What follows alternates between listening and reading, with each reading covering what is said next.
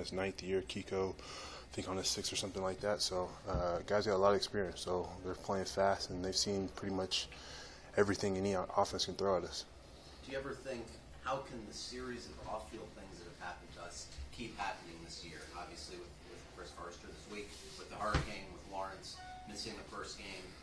Has that thought come into your mind at all in recent days? No, not really, honestly.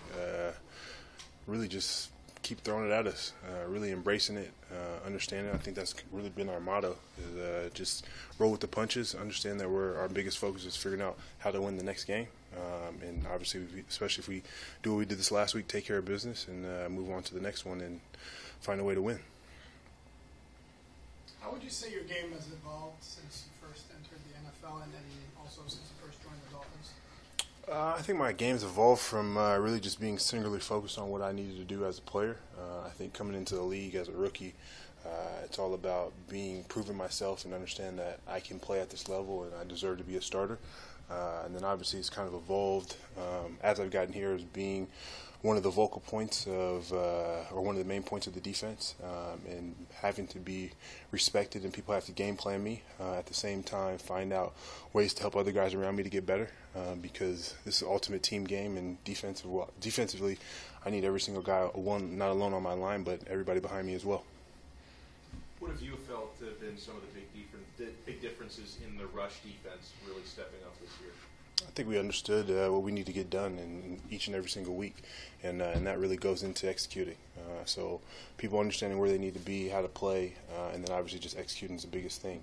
Setting the tone, I think last week was a great way of coming out and understanding, letting them know that they're not going to be able to run the ball, and if they do try, it's going to be very physical and very tough for them to get much yardage, if any at all. Give me your assessment on the Falcons' offense, the challenge for this week. They're a team that likes to get sideline to sideline. Obviously, a ton of stretching, stretch plays, a little bit of belly. Just trying to mix it up for you. Two great elite running backs, obviously, and Freeman recently, obviously with his new contract. Great elite quarterback. Obviously took him to the Super Bowl. So we've got our hands full. And I mean, last but not least, they've got a number 11 out there out wide, and he's obviously catching a ton of balls and being successful for them. Is there any curiosity factor in checking out that brand new stadium of theirs? Curiosity? I mean, obviously, I'll look at it before the game, but I'm sure it's nice as all the other stadiums, and probably not better than ours, but it'd be nice with it being covered. To have 5th and 6th round rookies come in and become helpful players right away on a run defense, it's been awfully good. Has that exceeded your expectations? No. I think those guys understood what they needed to do when they came in and what was expected of them. They went to big-time programs, especially Gaucho and LSU. Oklahoma State obviously isn't a small program by any means for Vincent, so those guys played in big games and understood what they need to do and understood their roles. And really, in my opinion, what they're doing is they're on track to be where they need to be. They can obviously do more, as everybody else on this defense continue to do more.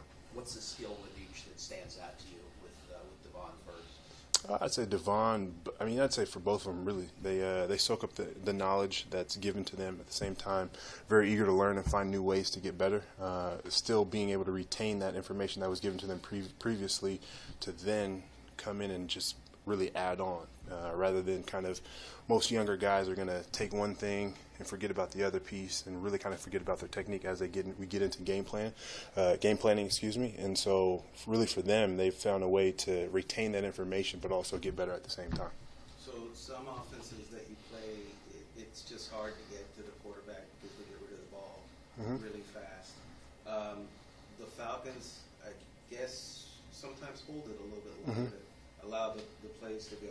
Does that mean that the defensive line will have more of an opportunity to get there this week? Yeah, I think we'll have an opportunity. I think also Matt Ryan and their offensive coordinator aren't stupid, don't want their quarterback to get hit. So they may speed it up, they may not, they may stick to their same exact game plan. One thing I do know is that them coming off the bye week, they're going to have an excellent plan and understand, have had really extra time to game plan for us.